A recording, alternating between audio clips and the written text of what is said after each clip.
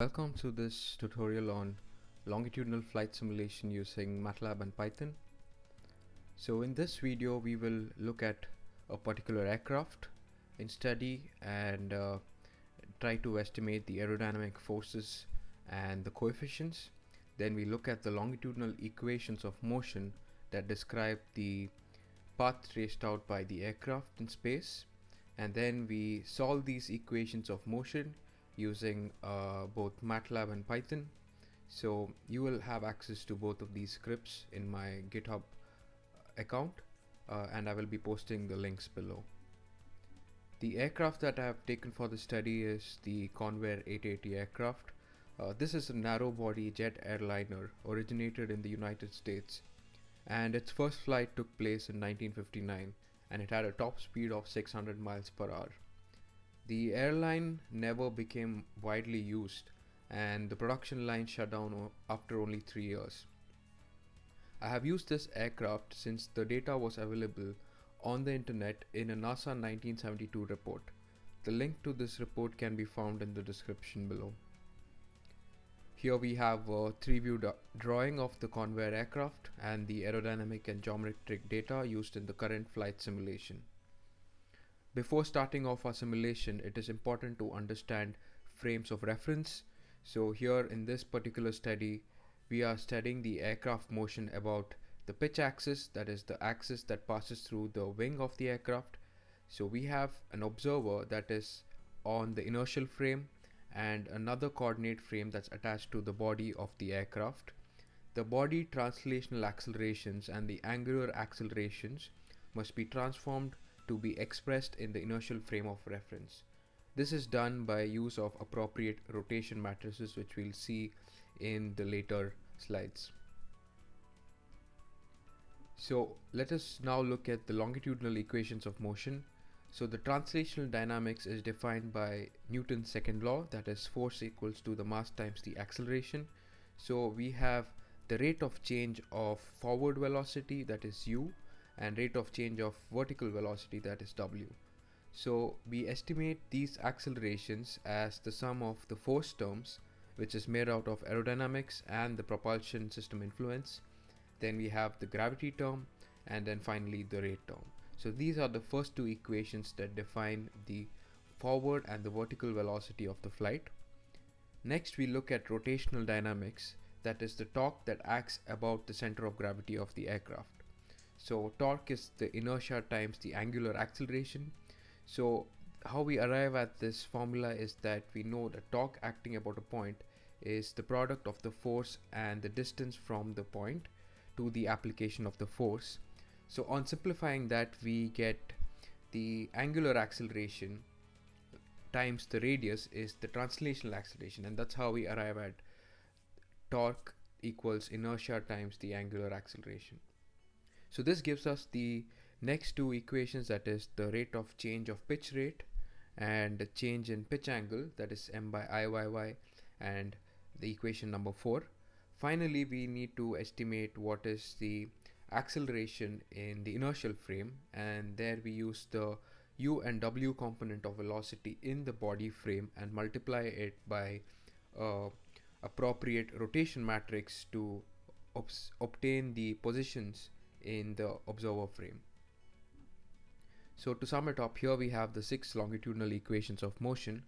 So the variables of interest that we would like to study is the evolution of the u and w velocity components, pitch rate, pitch angle, x and z location over a period of time. So to solve this differential equation, we look at two different initial conditions. So one is a steady state condition where there is no kind of disturbance that's acting on the aircraft, and the second initial condition where we inject a disturbance in pitch rate of 0.1 radian per second.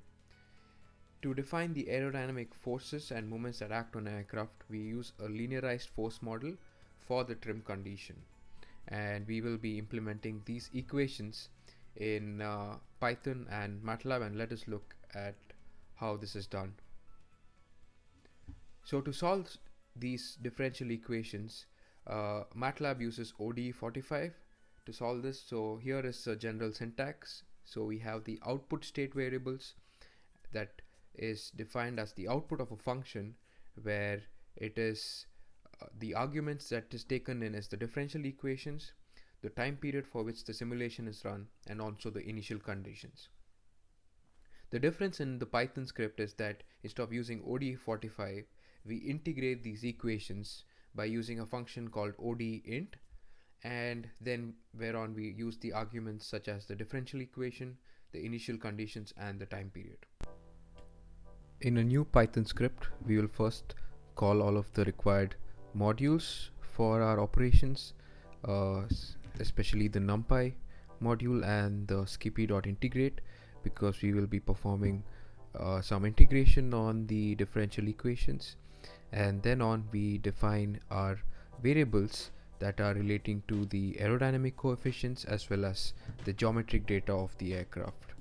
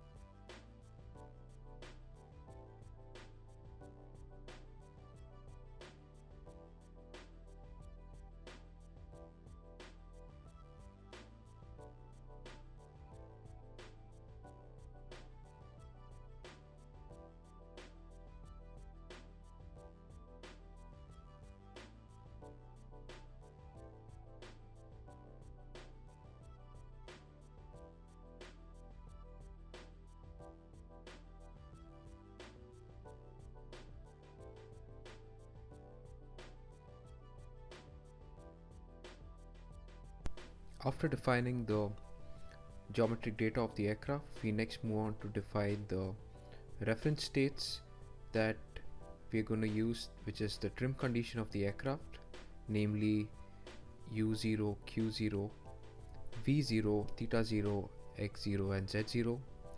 Next, we will start defining a function wherein we write down our linear approximated aerodynamic model. Before that, let us rename all of the states that would be fed in.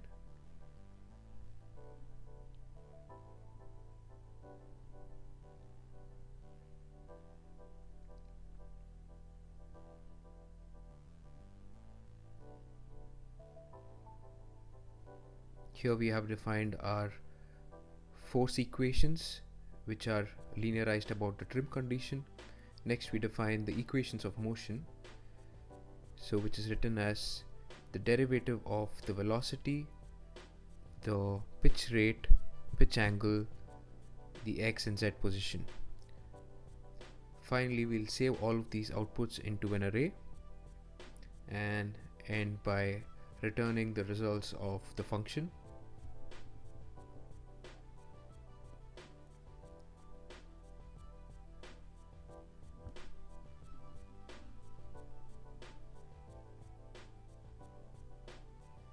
Next, we define the time period of the simulation, which is range from 0 to 400, and we want to populate this time period with 10,000 points. Next, we define the initialization conditions, that is the initial value of the variables at the start of the simulation. Next, in order to store all of these state variables that are outputted from the function file, we define an empty array and also assign the state variables to the actual state names.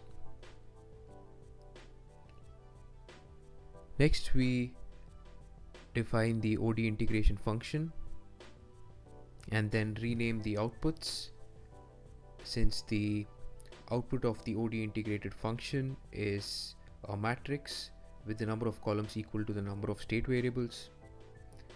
Next, finally, we start to plot our results by using a subplot, where we can have visualization of all the different state variables within the same graph.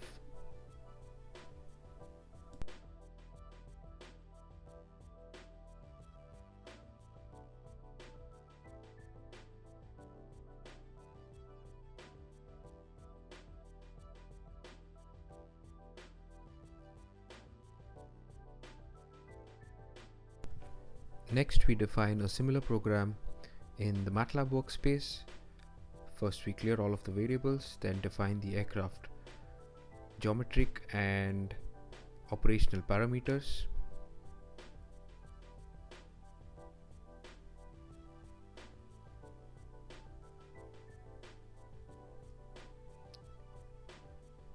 Next, we define the initial flight conditions for the OD45 function.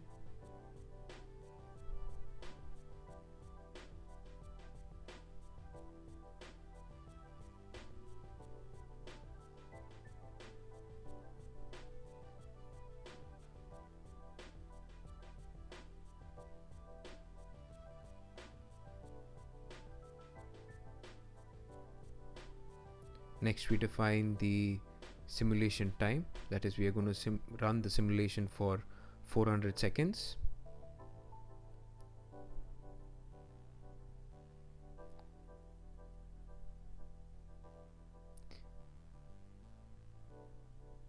Next, we are going to define the OD45 function, within which we shall define the other remaining aircraft variables.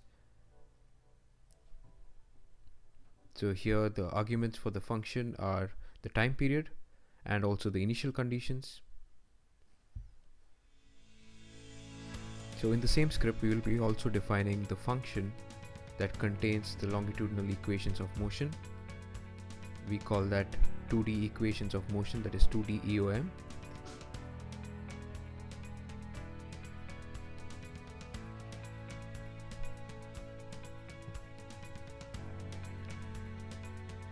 Then we define all of the variables within this function.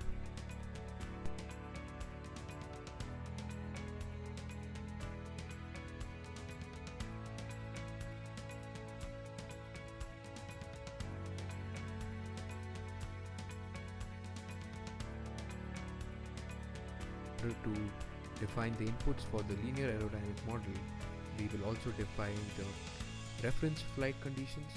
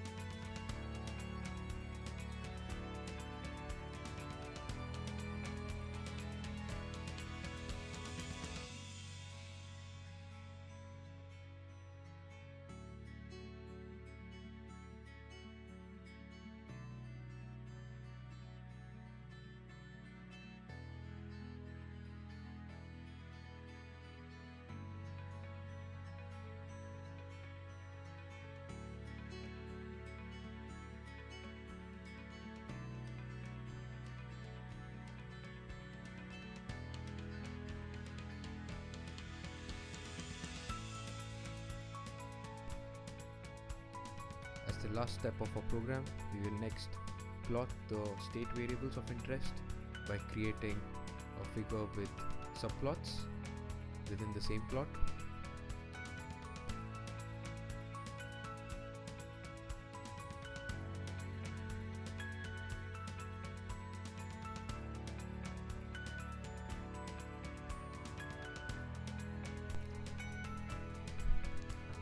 Alright, so here we have the results from the simulation with the initial trim condition. So since there is no kind of disturbance at the beginning and the reference values are at the trim state, so we get basically flight that's moving at constant velocity and at a constant altitude. We see the same with the output from the MATLAB script, which is essentially the same because we have the same trim settings. Next, here we can see the variation in the state variables when there is an initial pitch disturbance of 0.1 radian per second, and we see that there is this oscillatory behavior that converges over time. And so essentially this is the exhibition of the long period mode or the phugoid mode. So and this is the output in the MATLAB simulation. So the initial transient that you see here is the short period mode, and then the much longer period mode that damps out over 400 seconds is the Fugard mode. So that is the end of this tutorial. You can find the links to the program files on my GitHub account, and if you like such videos, please subscribe to my channel,